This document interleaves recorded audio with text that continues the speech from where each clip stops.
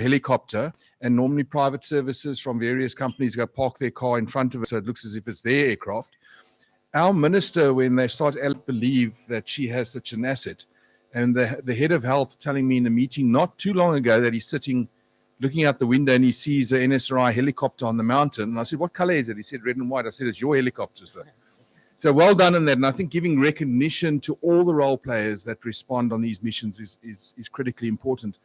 To the point that was mentioned by the colleague earlier on about social media, and I totally agree. I think it's a wonderful platform to celebrate the great work that organizations do, and to from the mountain side of things, it's a great platform to secure people and give them advice about what to go and what to take, and how the weather potentially is changing, etc. But I'm also going to ask everybody sitting here to become a voice when inappropriate stuff is posted on social media, to have the courage to represent your organization and to say that is unsatisfactory.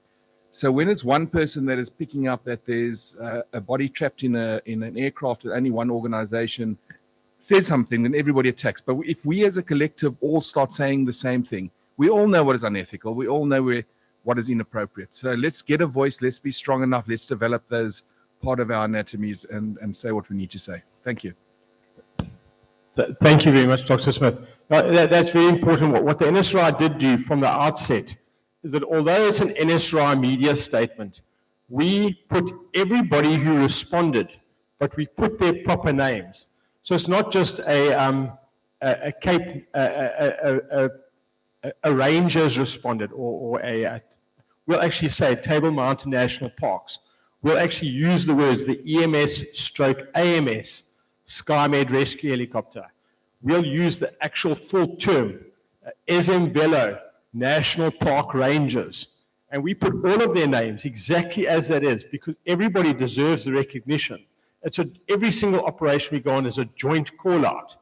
Understandably, the NSRI has benefited because we've put the statement out, but so have all of the other services. And I mean, here in this room, every single one of you have probably at some point been mentioned in our press statement. We've put your full names of your organizations responded, and that it was a joint operation between all of these services. And that was arguably one of our ways that we got around being allowed to be the voice on behalf of inshore rescue. The other important thing we did is we very often engage with all of our fellow colleagues, fellow emergency services, and remind them that NSRI in cooperation with the South African Police Services and the South African government are engaging with the family, sometimes the consulate, the foreign consulates as well, are engaging with the family. And for that reason, because we are interaction with the family directly, we are speaking on behalf of the operation, but we'll keep everybody informed about what we're doing all the time. To be honest, it means that you don't sleep because I mean, I'm on duty 24 hours a day, every day of the year for the last 20 years.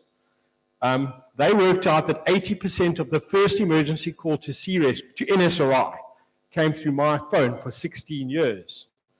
I haven't slept. That's why I'm going home to sleep today, because I can see you guys are all in charge. You've all got this one.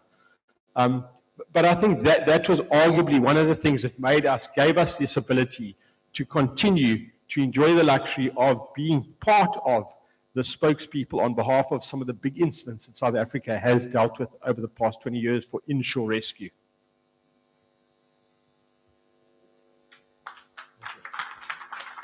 Thanks so much. Thank you, sir. Thank you, Brian.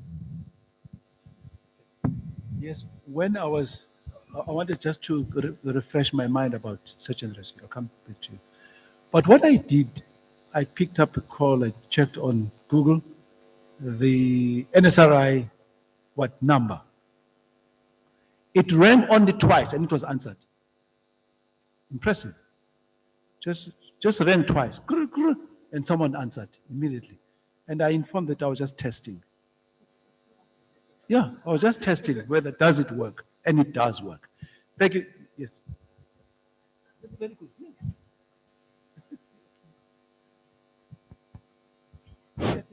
Okay. Uh, Thank you, Mr. Ntuli. I just wanted to, I hear everything that has been spoken about in terms of media and social media, but we also need to look inwards. Just a call for the SAR responders themselves as well. Sometimes, actually, I think more often there's a need to take a picture for your own, for the purpose of your own communication, maybe with your team, on land if you're at sea, or for whatever purpose of actually responding. So they use pictures. Often they use WhatsApp groups and all that kind of stuff.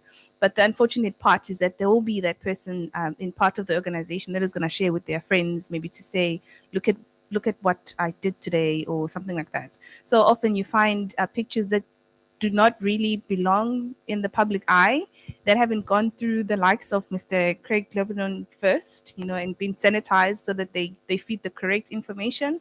So the SAR responders themselves, as the first responders in the cold face of everything, need to actually be careful of the type of content that they actually share. I'm sure each and every organization have got their own communications procedure. They just need to be strengthened now to actually take into account the effects of social media, and just be careful in sharing those types of, especially visuals, to preserve the feelings and the emotional integrity of the families, especially when you're dealing with fatalities. Thanks. Okay. Any comment on that particularly? Yes, Captain. Thank you very much.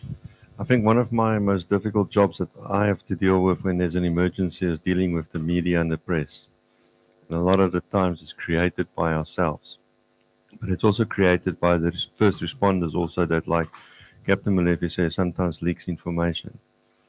I recently had to deal with a case where we were dealing with a highly sensitive type of cargo that was on fire. And it was so bad that we could not keep in front of the media at all. By the time we've decided what we wanted to do, the media already knew about it. So it ended up that I had to get state security involved to trace a leak, so that we can put a stop to it, so that we can actually get focused on managing the situation rather than defending the decisions that we want to make in terms of that. And that is why media management is so critical. And I must take my hat off to the NSRI, because I think they do an amazing job in managing the media. Nobody can do it better like the NSRI at this moment and point in time. And sometimes I think internally we all need to be trained up also in how to respond with the media, because we know that with the media, you'll be walking out of the beach in your wetsuit, you got your BA set on, your diving unit, you got your ropes around your back and all of that kind of stuff, and there'll be a media newspaper person sticking a microphone in your face saying, "And how do you feel about that, sir?" Those kind of things, if you're not trained on how to deal with the media, you can inadvertently create a bigger problem than anything else if you say something that you should not be saying just because you are tired or you just came out of a fire or whatever the case may be. So that's the key message that I want to say here is we are the people who control the information that is out there. Let's manage it properly. Thanks. Good. Well, there is going to be another session because there is a working group dealing with that, with communications. So there will be another opportunity if we have missed anyone who wanted to say something. Yeah. So another thing that we did is anyone in our organization, they're not allowed to speak to the media at all. No matter who they are, they're not allowed to speak to the media unless they've spoken to the NSRI media office first. And that pretty much is, it's me, a man alone. So if the media say to them, but we did try to get hold of your media spokesperson, they say, well, then and this is, they briefed on this, then send him a WhatsApp and he will respond. So it's pretty much a blanket where anything that gets said by us is kept under wraps 100%. And it's pretty remarkable. From time to time, we engage emergency services with that same kind of, look, if you assisting us or if we're assisting you on an inshore rescue, let's speak with one voice. And that's one of the critical things, I think. Thank you so much for that. I really appreciate it. Thank you so much. And I hope that this is not live streaming. Eh? Thank you very much. Okay, so, yeah, but there's a hand, yes. There's another wing to this that we need to be careful of. And in my years as the ARCC chief, I experienced this not once, not twice, but many times. The media doesn't want the facts. The media wants the sensation. So what they'll do is you can put out your media statement, you can talk to them, you can do whatever you like, but you've got to protect those families that's involved so much, because what they want is to go to the families and ask them how they feel about the fact that their loved one just died in an accident. So that's the one thing we need to be careful as well. It's good to put out your media releases timely, but you've got to be so careful because, as I said, the media doesn't want facts. They want sensation. I've had a situation once where the media got hold of the families before we could even get to them, and it was like seconds when the news broke and the media got there, and they knocked on the door and they said to the lady, how do you feel about the fact that your husband has just died in an aircraft accident? Guys, that is inhumane. I have never forgiven myself, but obviously, it happened within the first 10 minutes of us being notified of the accident. So that's the one thing we need to be very, very clear or very careful when we write our media policies, is that we need to protect those families because the media wants sensation. Well said. Is there a hand? Yeah, just one.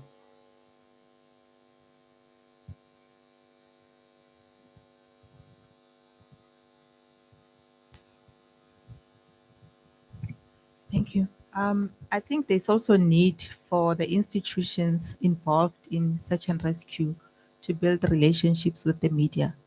You may need to start engaging them, workshop them, especially on the impact of the conduct of some of their employees in terms of how they do the work. So you have a lot of cases that you can make reference to. But our experience working with the media is that when you bring them very close, the media prefers information that comes from a credible source.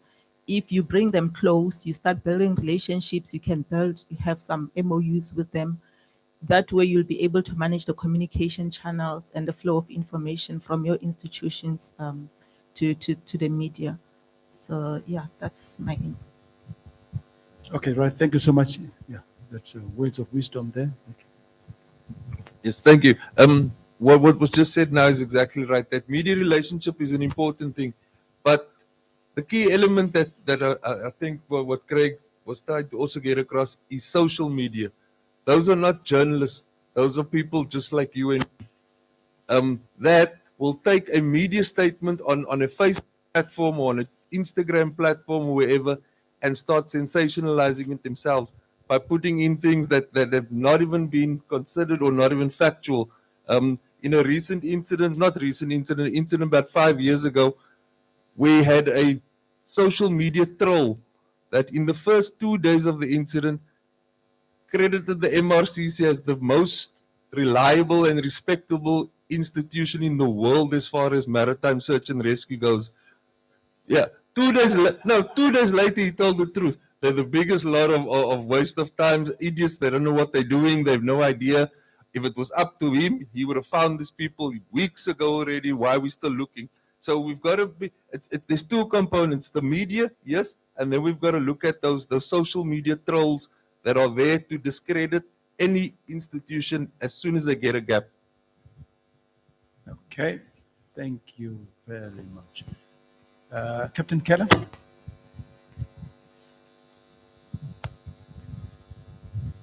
Yeah, Jared just reminded me of something that happened also quite recently because of social media. Social media sends out reminders of, the days, that you had a birthday that was 6 years old or something. They keep on saying, bringing up memories. And we had a case where there was a flare that was sighted, I think it was 2010 or something. And it came up as a reminder. So in the middle of the night, we were trying to look for where this flare is coming on because it was on social media and somebody reported it to us to say, do you guys know that there's a flare?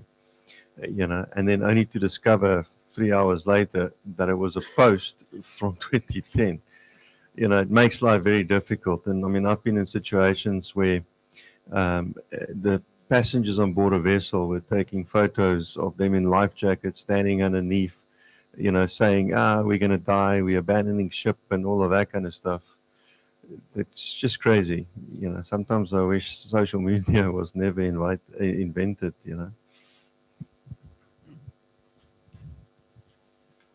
Yeah. What's going to be, it's part of our lives, and I think we must just engage with it, I think irresponsibly. But it's not going to disappear. I think it's here to stay. And that's why I thought that maybe even younger people were going to say something about how social media could be used to much greater advantage. But I think the takeaway from this one, although there is still going to be some discussions from the working group, because there's be a lot of wisdom that will come from their report. But it is important to separate communication with either affected families or individuals that in itself need specialized skills to manage. That's very important. And obviously then the public, engaging with the public. In government is quite clear, no person is allowed to engage directly with the media unless there's an express authorization from the head of the media communication within the Ministry of Transport. So I think it's an exciting discussion. We'll catch up again with it. But for now, let us break for lunch. We come back at 2 o'clock. Then at 2 o'clock, we will take an update from the work that we are doing in breakaways. So you give us an update as to how far you are, present those matters, and we would then send you back to fine-tune your resolutions, which we would adopt tomorrow. So for now, we break for lunch until 2 o'clock. Thank you very much.